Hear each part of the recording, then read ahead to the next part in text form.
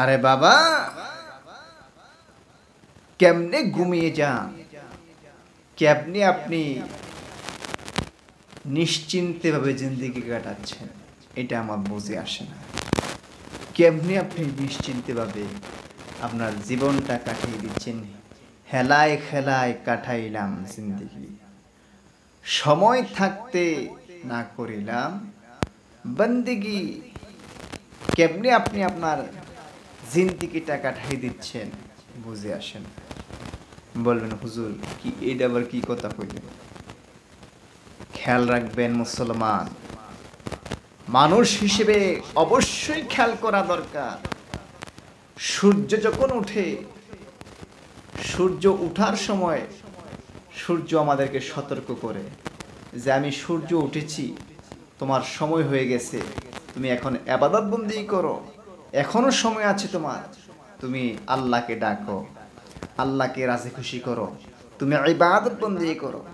যখন সূর্য অস্ত যায় তখন বান্দাকে ডেকে ডেকে বলতে থাকে, ও আল্লাহর বান্দা, আমি সূর্য অস্ত যাচ্ছি, আগামীকালের সূর্য তুমি পাবা কিনা আমি জানি না, তুমি কতটুকু আল্লাহ পাকের ইবাদত বন্দেগী করেছো এটা তুমিই জানো। কবর আমাদেরকে ডাকতেছে। কবর, কবর যেই কবরে গেলে থাকবে না কোনো খবর। আজও পর্যন্ত আছে একটি কথা বলেন, আমাদের আপনজনেরা, আমাদের আব্বা আম্মা, দাদা দাদি, নানা নানি, চাচা চাচি, জেঠা জেঠি, আত্মীয় স্বজনেরা যে কবরে শুয়ে আছে, আদৌ পর্যন্ত আমরা তাদের কোনো খোঁজখবর পেয়েছি, কোন হারে আছে, কোন অবস্থায় আছে? সুতরাং কবর কাউকে চিনেন না, কবর আমাকে চিনবে না, কবর এমপিকে চিনবে না, মন্ত্রীকে চিনবে না, সিআইডি ডিআইডিকে চিনবে না, কবর কাউকে চিনবে না। কবর চিনবে ওই লোকটাকে যে নাকি নেক আমল করেছে। বদামল করলে কবরে শাস্তি হবে, নেক আমল করলে কবরে আযাব লাঘব হবে।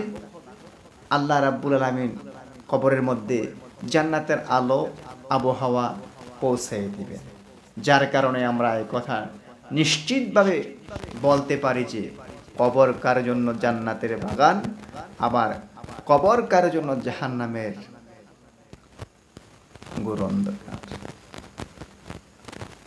সুতরাং কবরে যাইতেই হবে, যাইতেই হবে, যাইতেই হবে, এতে কোনো সন্দেহ নাই। কি নিয়ে যাব কবরে, কি নিয়ে যাবেন কবরে, একটিবার কি চিন্তা করেছে? এজন্য সবার প্রতি আমার এই আহ্বান থাকবে যে 5 ওয়াক্ত নামাজ পড়েন, হালাল হারাম ছাঁটাই করে বাছাই করে চলেন, আল্লাহ এবং আল্লাহ রাসূলের ইত্তেবা করেন, আল্লাহ পাক রব্বুল আলামিনের বিধিবিধান মেনে চলেন, তাহলেই না আপনার কবরের জগৎ শান্তি হবে। কেহ যদি কবরের প্রথম মঞ্জিল, কবর থেকে যদি কেউ রক্ষা পেয়ে যায়, আযাব থেকে বেঁচে যায়, তাহলে বাকিগুলো আযাব থেকে রক্ষা পাবে, এটা আশা করা যায়।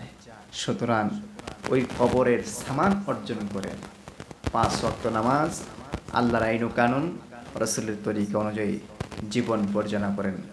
আল্লাহ পাক আমাদেরকে আমল করার তৌফিক দান করুন। আল্লাহুম্মা আমিন।